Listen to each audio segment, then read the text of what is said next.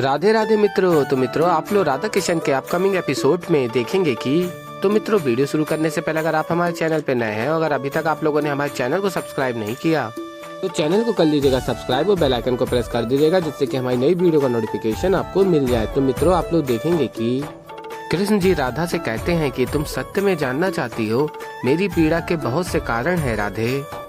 ये बांसुरी मुझे पीड़ा देती है। जब भी मैं इस बांसुरी को देखता हूँ मुझे त्याग का स्मरण होता है। उस बांस का त्याग जिससे ये बांसुरी बनी है, उसने अपना जीवन निछावर कर दिया हमारे संगीत के लिए। ये ऋण नहीं चुका पा रहा, चाहे जितनी बार भी मैं बांसुरी बजाऊं। विशेष रूप से तब जब स्वयं राधा ही इसका स्वर सुनने से मना कर दे। और फिर मित्रों आप लोग आगे देखेंगे कि शाम कहता है, मेरी प्रिय माताएं और मेरे प्रिय ताऊश्री, अब मैं स्वागत करता हूँ द्वारिका के राज सिंहासन के उत्तराधिकारी मेरे ज्येष्ठ भ्राता प्रत्युम्न का और मेरे प्रिय भतीजे अनिरुद्ध का। और फिर आगे शाम कहता है, अब मैं स्वागत करता हूँ अपने प्रिय यदुवंशियों का। और तभी यदुवंशी कहते हैं, आज कितने वर्षों के पश्चात यहाँ एक साथ बुलाया श्री कृष्ण ने, श्री कृष्ण के पुत्र शाम ने। हम सब आपका आभार व्यक्त करते हैं। और तभी शाम कहता है, नहीं नहीं, इसमें आभार व्यक्त करने की बिल्कुल भी आवश्यकता नहीं। पिताश्री के लिए ये जानना अत्यंत आवश्यक होगा, सभी यदुवंशी ठीक हैं या नहीं। अब इसमें तो द्वारकाधीश की महानता है। अब जब मैंने अपना जीवन द्वारका को अर्पण करने की सोच ही लिया है, तो फिर मैंने सोचा तो क्यों न शुरुआत आप सबको यहाँ द्वारका में आमंत्रित करने से की जाए। और तभी दाऊ कहते हैं, ये शाम कर क्या रहा है। और तभी यदुवंशी भी कहते हैं, हम सब आपके आभारी हैं।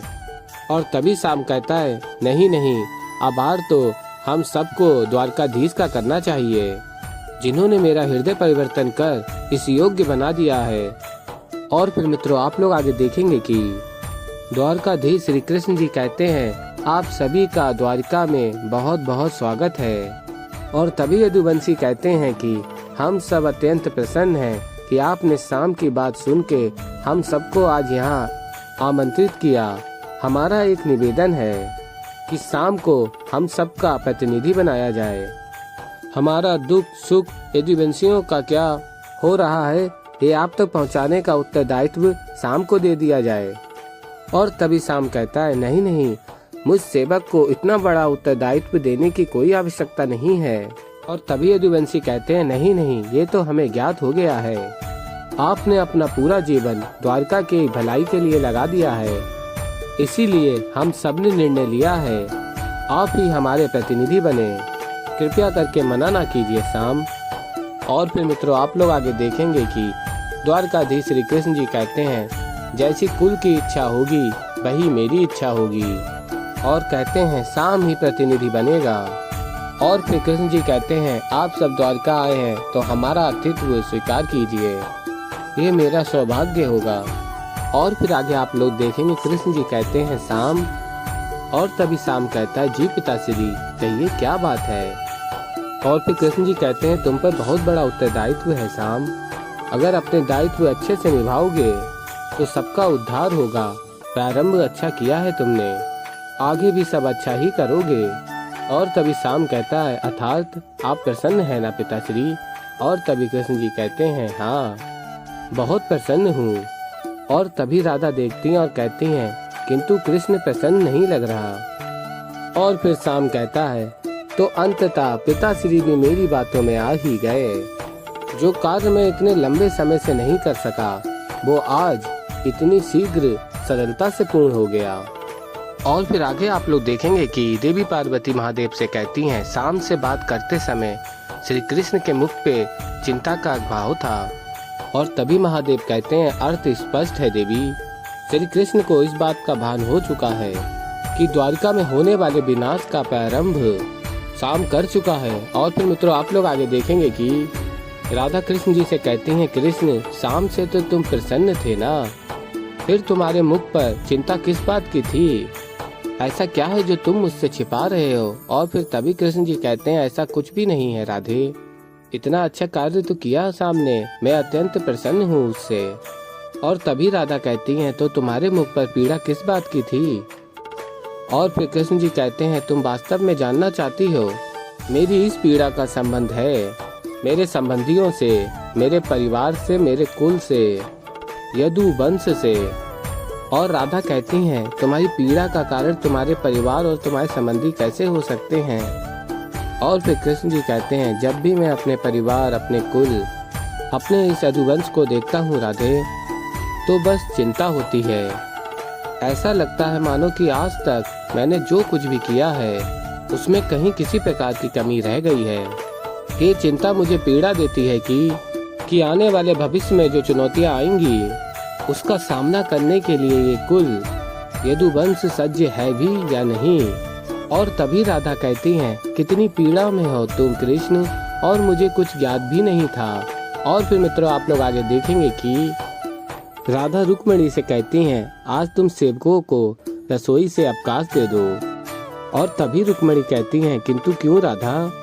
और फिर राधा कहती हैं, आज मैं कृष्ण के लिए अपने हाथों से भोजन बनाना चाहती हूँ। और फिर मित्रों आप लोग आगे देखेंगे कि देवी राधा प्रेम से बांसुरी बजा रही होती हैं। और फिर कृष्ण जी कहते हैं, ये तो प्रेम के स्वर हैं देवी राधा।